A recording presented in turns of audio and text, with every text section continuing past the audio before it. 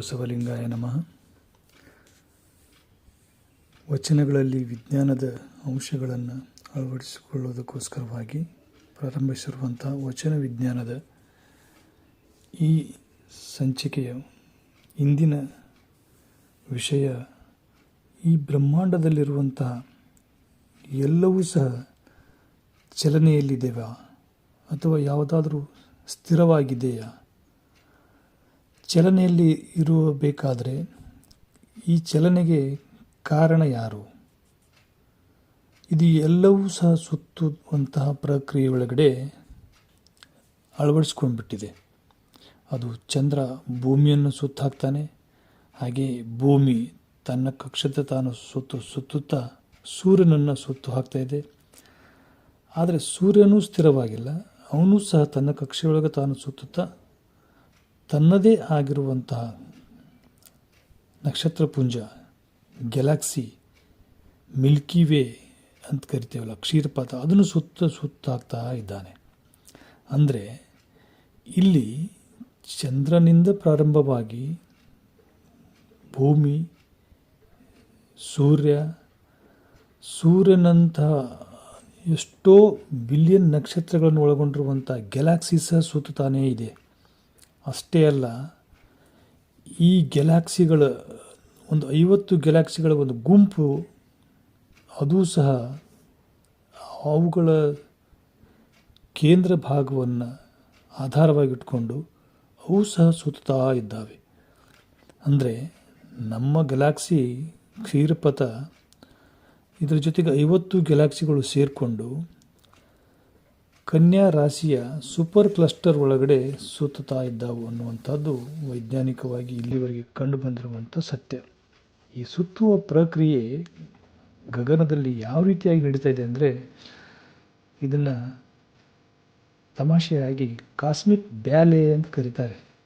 ಅಂದರೆ ಯಾವುದೂ ಸ್ಥಿರವಿಲ್ಲ, ಎಲ್ಲವೂ ಸಹ ಸುತ್ತುತ್ತಾನೇ ಇದೆ. ಈ ಒಂದು ಸಾರ್ವತ್ರಿಕ ಸತ್ಯವನ್ನು ಅಳವಡಿಸಿಕೊಂಡೇ ನಮ್ಮ ಬಾಹ್ಯಾಕಾಶದ ಪ್ರಯಾಣ ಪ್ರಾರಂಭ ಆಗ್ತದೆ. ಅಂದರೆ ಒಂದು ಬಾಹ್ಯಾಕಾಶಕ್ಕೆ ಯಾವುದಾದ್ರೂ ಒಂದು ನೌಕೆಯನ್ನು ನಾವು ಕಳಿಸ್ಬೇಕಾಗಿತ್ತಂದರೆ ಆ ನೌಕೆ ಮೊದಲಿಗೆ ಭೂಮಿಯನ್ನು ಸುತ್ತು ಹಾಕಬೇಕು. ಭೂಮಿಯನ್ನು ಸುತ್ತು ಹಾಕಿ ತನ್ನ ವೇಗವನ್ನು ಹೆಚ್ಚಿಸಿಕೊಂಡು ಭೂಮಿಯ ವಿಮೋಚನಾ ವೇಗವನ್ನು ಪಡೆದುಕೊಂಡು ಗುರುತ್ವಾಕರ್ಷಣ ಶಕ್ತಿಯನ್ನು ಮೀರಿ ಪ್ರಯಾಣವನ್ನು ಪ್ರಾರಂಭಿಸ್ತದೆ. ಅಂದರೆ ಈ ಆಕಾಶಕ್ಕೆ ಹಾರುವಂತಹ ಬಾಹ್ಯಾಕಾಶ ನೌಕೆಯೂ ಸಹ ಈ ಸುತ್ತುವಿಕೆಯ ಪ್ರಕ್ರಿಯೆಯಲ್ಲಿ ಪಾಲ್ಗೊಳ್ಳಲೇಬೇಕು. ಅಷ್ಟೇ ಅಲ್ಲ, ಅದು ಚಂದ್ರನ ಮೇಲೆ ಇಳಿಬೇಕಾಗಿದ್ದರೂ ಸಹ ಅಲ್ಲಿಯೂ ಸಹ ಚಂದ್ರನ ಕೆಲವು ಬಾರಿ ಸುತ್ತಿ ತನ್ನ ವೇಗವನ್ನು ಕಡಿಮೆಗೊಳಿಸಿಕೊಂಡು ಚಂದ್ರನ ಗುರುತ್ವಾಕರ್ಷಣ ವ್ಯಾಪ್ತಿಗೆ ಹೊಂದಿಕೊಂಡು ಇಳಿಬೇಕಾಗ್ತದೆ. ಹೀಗೆ ಇಲ್ಲಿರುವಂತಹ ಎಲ್ಲ ಆಕಾಶಕಾಯಗಳು ಸುತ್ತುವ ಪ್ರಕ್ರಿಯೆಯಲ್ಲಿ ಪಾಲ್ಗೊಂಡಿರುವಂತಹ ಸಂಗತಿಗಳು ಹೇಗೆ ಸತ್ಯವೋ ಅದೇ ರೀತಿಯಾಗಿ ಈ ಬ್ರಹ್ಮಾಂಡದಲ್ಲಿ ಅಥವಾ ಈ ವಿಶ್ವದಲ್ಲಿ ಅಸ್ತಿತ್ವದಲ್ಲಿರುವಂಥ ಅತ್ಯಂತ ಚಿಕ್ಕ ಕಣಗಳು, ಅವು ಪ್ರೋಟಾನ್ಗಳಾಗಿರ್ಬೋದು, ನ್ಯೂಟ್ರಾನ್ಗಳಾಗಿರ್ಬೋದು, ಎಲೆಕ್ಟ್ರಾನ್ಗಳಾಗಿರ್ಬೋದು, ಅಥವಾ ಸಬಟಾಮಿಕ್ ಪಾರ್ಟಿಕಲ್ಸ್ಗಳಾಗಿರ್ಬೋದು, ಅವೆಲ್ಲವೂ ಸಹ ಈ ಸುತ್ತುವಿಕೆಯ ಪ್ರಕ್ರಿಯೆ ಒಳಗಡೆ ಪಾಲ್ಗೊಳ್ತಾನೇ ಇದ್ದಾವೆ. ಈ ಕ್ವಾಂಟಮ್ ಫಿಸಿಕ್ಸ್ದೊಳಗಡೆ ಈ ಅತ್ಯಂತ ಚಿಕ್ಕ ಕಣಗಳ ಸುತ್ತುವಿಕೆಗೆ ಸ್ಪಿನ್ ಅಂತ ಕರಿತಾ ಇದ್ದಾರೆ. ಅಂದರೆ ಒಟ್ಟಾರೆಯಾಗಿ ಇಡೀ ಬ್ರಹ್ಮಾಂಡದಲ್ಲಿ ಇರುವಂತಹ ಅಣುವಿನಿಂದ ಹಿಡಿದು ಬೃಹತ್ ಆಕಾಶಕಾಯಗಳು ಎಲ್ಲವೂ ಸಹ ಈ ಸುತ್ತುವಿಕೆಯ ಸ್ಪಿನ್ ಚಲನೆಯ ಒಳಗಡೆ ಅಳವಡ್ತಾ ಇದ್ದಾವೆ. ಅಂತಂದರೆ ಈ ಆಕಾಶಕಾಯಗಳ DNA ಸ್ಪಿನ್ ಅನ್ನುವಂಥದ್ದು ಅಡಕಾಗೈತಿ ಅನ್ನೋದನ್ನು ನಾವು ಅರ್ಥ ಮಾಡ್ಕೋಬೇಕು. ಹಾಗೆ ಇವತ್ತು ನಾವು ಶಾಲೆಯಲ್ಲಿ ಮಕ್ಕಳಿಗೆ ಹೇಳಿಕೊಡುವಂತಹ ರೀತಿಯಲ್ಲಿ ನಮ್ಮ ಭೂಮಿ ಸೂರ್ಯನನ್ನು ಸುತ್ತಾ ಇಲ್ಲ. ಅದು ತನ್ನ ಮೈ ತಾನು ಸುತ್ತುತ್ತಾ ಚಲಿಸ್ತಾ ಇರುವಂಥ ಸೂರ್ಯನನ್ನು ಬೆನ್ನಟ್ಟಿ ಸೂರ್ಯನನ್ನು ಸುತ್ತ ಹಾಕ್ತಾ ಇದೆ. ಇಲ್ಲಿ ಯಾವುದೇ ಒಂದು ಕಣ ಆಗಿರ್ಬೋದು, ಆಕಾಶಕಾಯ ಆಗಿರ್ಬೋದು, ಸುತ್ತುವುದರ ಮೂಲಕವಾಗಿ ತನ್ನ ಸುತ್ತಲೂ ಸಹ ಒಂದು ಕಾಂತೀಯ ಕ್ಷೇತ್ರವನ್ನು ಅದು ಉತ್ಪಾದನೆ ಮಾಡ್ತಾ ಇದೆ. ಅದನ್ನು ತಾವೆಲ್ಲ ನೋಡಿಕೊಳ್ಬೋದು. ಈಗೆಲ್ಲ ಅಯಸ್ಕಾಂತದ ಮೂಲಕವಾಗಿ ವಿದ್ಯುತ್ತನ್ನು ಉತ್ಪಾದನೆ ಮಾಡುವಂಥ ಪ್ರಯೋಗದಲ್ಲಿ ನಾವು ನೋಡ್ತೇವೆ. ಯಾವುದು ಸುತ್ತೈತಿ ಅದು ತನ್ನ ಸುತ್ತಲೂ ಸಹ ಒಂದು ಕಾಂತಕ್ಷೇತ್ರವನ್ನು ಉತ್ಪಾದನೆ ಮಾಡ್ತೈತಿ. ಇದು ಈ ಸುತ್ತುವ ಪ್ರಕ್ರಿಯೆ ಒಳಗಡೆ ಆ ಒಂದು ಸುತ್ತಲೂ ಇರುವಂಥ ಎಲ್ಲ ಅಣುಗಳನ್ನು ಅದು ಆ್ಯಂಗುಲರ್ ಮೂಮೆಂಟಿಗೆ ಅದು ಒಳಪಡಿಸುತ್ತೆ. ಅಂದರೆ ಕೋನೀಯ ವೇಗಕ್ಕೆ ಅದು ಒಳಪಡಿಸಿಕೊಳ್ತದೆ. ಈ ಒಂದು ಆ್ಯಂಗುಲರ್ ಮೂಮೆಂಟ್ದಿಂದ ಏನು ಸೃಷ್ಟಿಗೆ ಒಳಗಡೆ ಏನು ಹೊಸತನ ಆಗ್ತದೆ ಅಂದರೆ ಅದು ಒಂದು ಗುರುತ್ವಾಕರ್ಷಣೆ ಶಕ್ತಿಯನ್ನು ಹುಟ್ಟಿಸಿಕೊಳ್ತೈತಿ.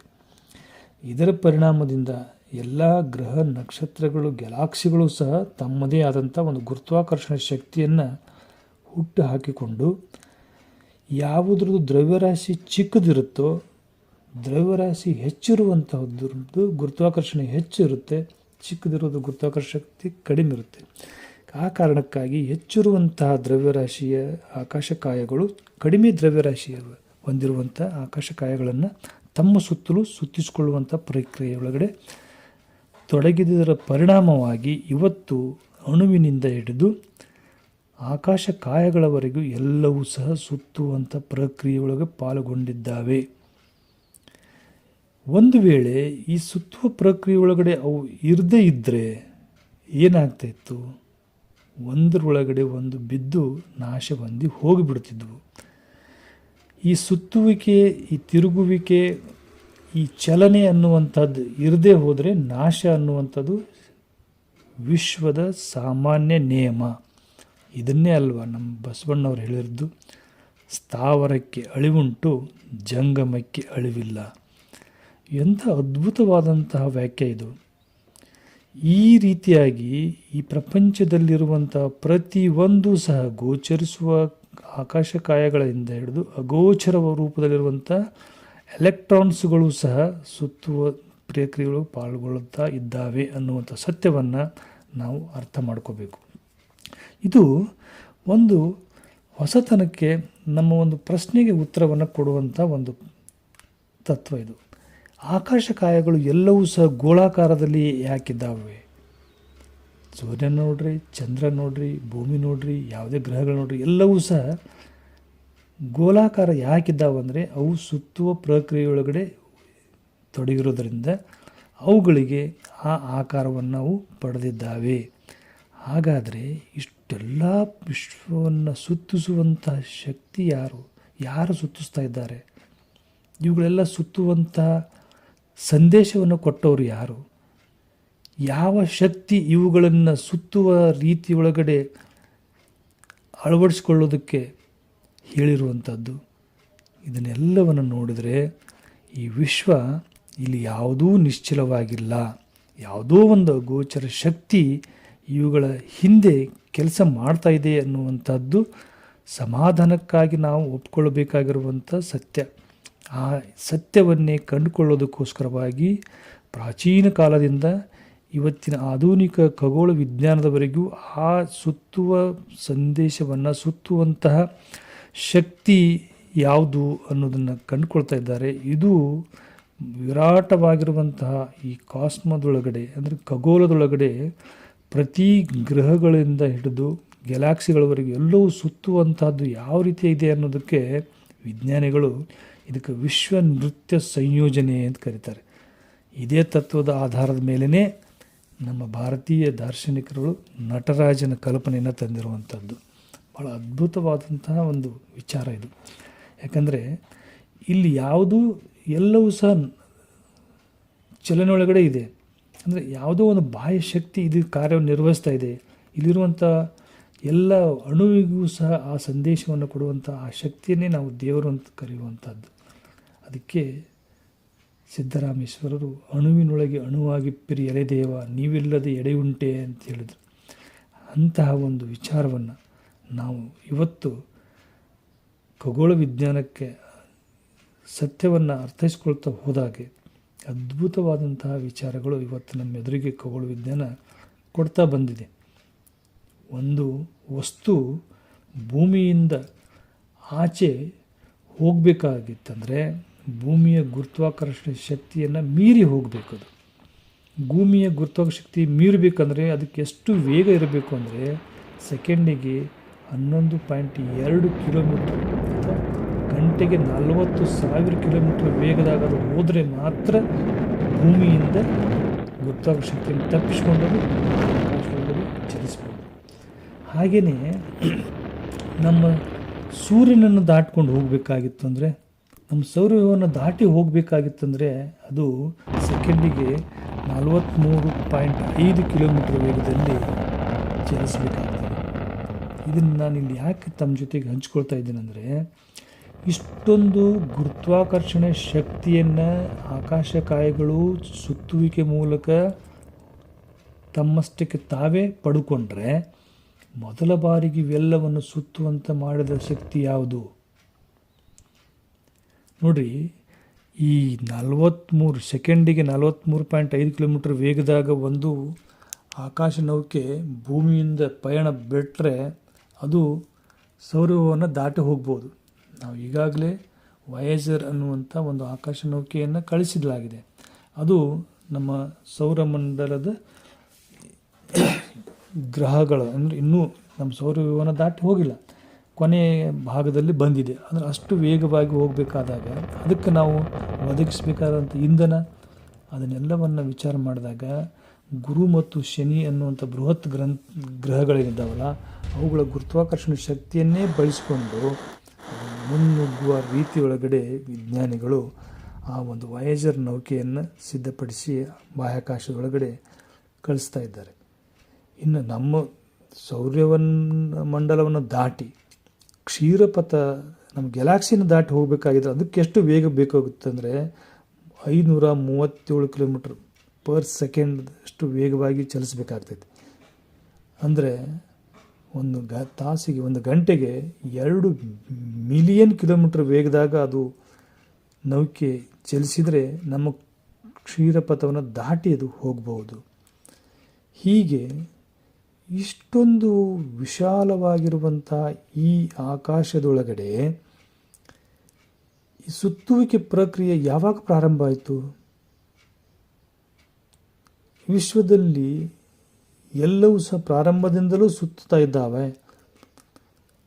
ಈ ಸುತ್ತುವ ಪ್ರಕ್ರಿಯೆ ಒಳಗಡೆ ಕ್ಲಾಕ್ ವೈಸು ಮತ್ತು ಆ್ಯಂಟಿ ಕ್ಲಾಕ್ ವೈಸ್ ಅಂತ 2 ರೀತಿಯಾದಂಥ ಸುತ್ತಾ ಇದ್ದಾವೆ, ಅಥವಾ ಒಂದೇ ರೀತಿಯಾಗಿ ಎಲ್ಲವೂ ಸಹ ಒಂದೇ ರೀತಿ ಸುತ್ತಾ ಇದ್ದಾವೆ ಇರಬಹುದು. ಕೆಲವು ನಮ್ಮ ಸೌರವ್ಯೂಹದಲ್ಲೇ ಕೆಲವು ಗ್ರಹಗಳು ಆ್ಯಂಟಿ ಕ್ಲಾಕ್ ವೈಸ್ನಲ್ಲಿ ಸುತ್ತಾ ಇದ್ದಾವೆ. ಇದು ಇಡೀ ವಿಶ್ವಕ್ಕೆ ನಾವು ಅಪ್ಲೈ ಮಾಡಿಕೊಂಡ್ರೆ 1-2% ವಿರುದ್ಧವಾದಂಥ ದಿಕ್ಕಿನೊಳಗಡೆ ಸುತ್ತುವಂಥ ಆಕಾಶಕಾಯಗಳು ಇದ್ದವು. ಹೀಗೆ ಈ ಬ್ರಹ್ಮಾಂಡದಲ್ಲಿರುವಂತಹ ಉಗಮದ ಪ್ರಾರಂಭದಿಂದಲೂ ಸಹ ಸುತ್ತುವಂಥ ಪ್ರಕ್ರಿಯೆಗಳೊಳಗಡೆ ಪಾಲ್ಗೊಂಡಿದ್ದಾವು ಅನ್ನೋದಕ್ಕೆ ನಮಗೆ ಈ ಬಿಗ್ ಬ್ಯಾಂಗ್ ಥಿಯರಿಯ ಮೂಲಕ ಅರ್ಥವಹಿಸಿಕೊಳ್ತಾ ಇದ್ದೇವೆ. ಇಷ್ಟೇ, ಈ ಬ್ರಹ್ಮಾಂಡದೊಳಗಡೆ ಗೋಚರಿಸುವಂತಹ ಆಕಾಶಕಾಯಗಳು ಕೇವಲ 23%. ಉಳಿದಷ್ಟು ನಮಗೆ ಇನ್ನೂ ಗೋಚರಿಸದೇ ಇರುವಂತಹ ಶಕ್ತಿಯ ರೂಪದಲ್ಲಿ ಆಕಾಶದೊಳಗೆ ಹರಡಿಬಿಟ್ಟಿದೆ. ಅದು ಡಾರ್ಕ್ ಎನರ್ಜಿ ಅಂತ ಕರೀತಾರೆ. ಹೀಗೆ ಈ ಬ್ರಹ್ಮಾಂಡವನ್ನು ಸೂಚಿಸುವಂತಹ ಪ್ರಕ್ರಿಯೆ ಒಳಗಡೆ ಈ ಡಾರ್ಕ್ ಎನರ್ಜಿ ಏನಾದರೂ ತನ್ನ ಪ್ರಭಾವವನ್ನು ಬೀರ್ತಾ ಇದೆಯೋ ಗೊತ್ತಿಲ್ಲ. ಅದನ್ನು ಕೊಲೊಸಲ್ ಸೆಂಟ್ರಿಫ್ಯೂಗಲ್ ಫೋರ್ಸ್ ಅಂತ ಕರೀತಾರೆ, ಅಂದರೆ ಕೇಂದ್ರಾಭಿಗಾಮಿ ಬಲ ಅಂತೇಳಿ. ಅದು ಏನಾದರೂ ಡಾರ್ಕ್ ಎನರ್ಜಿ ಇದನ್ನೆಲ್ಲ ಸೂಚಿಸುವಂಥ ಪ್ರಕ್ರಿಯೆ ಒಳಗೆ ಇದೆಯಾ? ಅದನ್ನೇ ಅಲ್ಲಂ ಪ್ರಭುಗಳು ಹೇಳ್ತಾರಲ್ಲ, ಅಪರಿಮಿತ ಕತ್ತಲೆ ಒಳಗಡೆ ವಿಪರೀತದ ಬೆಳಗು ನೋಡ, ಕತ್ತಲೆಯೂ ಅದೇ ಬೆಳಗೂ ಅದೇ, ಒಂದಕ್ಕೊಂದು ಅಂಜದು ಅಂತೇಳಿ. ಹೀಗೆ ಈ ಒಂದು ಖಗೋಳ ನಿಜಕ್ಕೂ ನಿಗೂಢವಾಗಿರುವಂಥ ಒಂದು ಕ್ಷೇತ್ರ. ಹೀಗೆ ಬ್ರಹ್ಮಾಂಡ ನಾವು ತಿಳ್ಕೊಂಡಿರುವ ಹಾಗೆ ಇಷ್ಟೇ ವೇಗದ ಚಲಿಸ್ತದೆ ಅನ್ನುವಂಥದ್ದು ಇದು ನಮ್ಮ ಅಲ್ಪ ಮಿತಿಗೆ ನಾವು ಲೆಕ್ಕ ಹಾಕಿರುವಂಥದ್ದು. ಇದರ ಆಚೆ ಇನ್ನೂ ವೇಗವಾಗಿ ಚಲಿಸ್ತಾ ಇರ್ಬೋದು. ಯಾಕಂದರೆ ಭೂಮಿಯನ್ನು ನಾವು ನೋಡಿಕೊಂಡಾಗ ಪ್ರಾಚೀನ ಕಾಲದ ಜನರೇ ತಿಳ್ಕೊಂಡ್ರು ಭೂಮಿ ಚಲಿಸ್ತಾ ಇಲ್ಲ, ಆಕಾಶಕಾಯಗಳು ನಕ್ಷತ್ರಗಳು ಚಲಿಸ್ತಾ ಬಂದಿದ್ರು. ಹಾಗೆ ಈ ಬ್ರಹ್ಮಾಂಡ ಒಂದು ಬಾರಿ ಸುತ್ತು ಹಾಕಬೇಕಾದ್ರೆ 6 ಶತಕೋಟಿ ವರ್ಷಗಳು ಬೇಕಾಗ್ತವೆ ಅಂತ ಒಂದು ಅಂದಾಜು. ಅಷ್ಟು ಪ್ರಮಾಣ ನಮ್ಮ ಭೂಮಿ ಮೇಲಿರುವಂಥ ನಮಗೆ ಅತ್ಯಂತ ದೊಡ್ಡ ಪ್ರಮಾಣದ ಅದು ನೋಡಿದ್ರೆ ನಮಗದು ಸ್ಥಿರವಾದಂಥ ರೂಪದಲ್ಲಿ ಕಾಣ್ತದೆ. ಹೀಗೆ ಇನ್ನೂ ಅರಿತುಕೊಳ್ಬೇಕಾಗಿರುವಂಥ ಅನೇಕ ನಿಗೂಢತೆಗಳನ್ನು ಖಗೋಳ ವಿಜ್ಞಾನ ಹೊಂದಿದೆ. ಇದು ನಮ್ಮ ಪಟ್ಟಿರುವಂಥ ಒಂದು ಯೂನಿವರ್ಸ್, ಇಂಥ ಅನೇಕ ರೀತಿಯಾದಂಥ ಅನಂತ ಬ್ರಹ್ಮಾಂಡಗಳು ಇದ್ದಾವೆ ಅನ್ನುವಂಥದ್ದನ್ನು ಸ್ಟೀಫನ್ ಹಾಕಿನ್ಸ್ ವರೆಗೆ ಐನ್ಸ್ಟೀನ್ನಿಂದ ಅನೇಕ ಖಗೋಳ ವಿಜ್ಞಾನಿಗಳು ಹೇಳ್ತಾ ಬಂದಿದ್ದಾರೆ. ಇಂತಹ ನಿಗೂಢವಾಗಿರುವಂಥ ಇಲ್ಲಿವರೆಗೂ ಗುಟ್ಟನ್ನು ಬಿಟ್ಟು ಕೊಡದೇ ಇರುವಂತಹ ಒಂದು ಖಗೋಳದೊಳಗಡೆ ಸೂರ್ಯ ನಾವು ಬದುಕಿದ್ದೀವಿ. ಬದುಕಿನ ಅರ್ಥ ಬರಬೇಕು ಅಂತಂದರೆ ಈ ನಿಗೂಢ ಖಗೋಳವನ್ನು ಅರ್ಥೈಸಿಕೊಳ್ಳುವುದು ಆಗಿತ್ತು ಅನ್ನುವಂಥದ್ದನ್ನು ಎಲ್ಲ ದಾರ್ಶನಿಕರ ದರ್ಶನವನ್ನು ಓದುವುದರ ಮೂಲಕ ಅರ್ಥೈಸ್ಕೊಳ್ತಾ ಇದ್ದೇವೆ. ಹೀಗಿರುವಂಥ ಈ ಬ್ರಹ್ಮಾಂಡದಲ್ಲಿ ನಮ್ಮ ಪಾಲು ಏನು ಅನ್ನೋದನ್ನು ತಿಳಿದುಕೊಳ್ಳುವುದರ ಮೂಲಕವಾಗಿ ಬ್ರಹ್ಮಾಂಡವನ್ನು ಅರ್ಥೈಸಿಕೊಳ್ಳುವ ವಿಚಾರ ವಿಚಾರಗಳಲ್ಲಿ ಒಂದೆರಡನ್ನು ಹೇಳ್ತೀನಿ. ಇಂತಹ ಅಧ್ಯಾತ್ಮ ಮತ್ತು ವಿಜ್ಞಾನ ಸಂಯೋಜಿಸುವಂಥ ವಚನ ವಿಜ್ಞಾನದ ಚಾನಲ್ಗೆ ದಯವಿಟ್ಟು ಸಬ್ಸ್ಕ್ರೈಬ್ ಆಗೋದ್ರ ಮೂಲಕ ಬೆಂಬಲಿಸಿ ಅಂತ ಹೇಳ್ತಾ, ವಚನಕಾರರು ಸಹ ಇಂಥ ಅನೇಕ ವಿಚಾರಗಳನ್ನು ವಚನಗಳಲ್ಲಿ ಹಿಡಿದಿಟ್ಟಿದ್ದಾರೆ. ಅವುಗಳನ್ನು ಸಹ ಅರಿತುಕೊಳ್ಳುವ ನಿಟ್ಟಿನಲ್ಲಿ ನಾವೆಲ್ಲರೂ ಸಹ ವಚನಗಳನ್ನು ವೈಜ್ಞಾನಿಕ ಮತ್ತು ವೈಚಾರಿಕ ದೃಷ್ಟಿಕೋನದಿಂದ ಓದೋಣ ಅಂತ ಹೇಳ್ತಾ, ಈ ಒಂದು ಸಂದೇಶವನ್ನು ಹೆಚ್ಚು ಹೆಚ್ಚು ಜನರಿಗೆ ತಲುಪಿಸುವ ಮೂಲಕವಾಗಿ ಈ ನಿಗೂಢ ಬ್ರಹ್ಮಾಂಡದ ಸತ್ಯಗಳನ್ನು ಅರಿತುಕೊಳ್ಳುವಂಥ ಕಾರ್ಯದಲ್ಲಿ ತಾವು ಪಾಲ್ಗೊಳ್ತೀರಿ ಅಂತೇಳಿ ಆಶಿಸ್ತಾ ಮತ್ತೊಮ್ಮೆ ತಮ್ಮೆಲ್ಲರಿಗೂ ಶರಣಾರ್ಥಿಗಳು.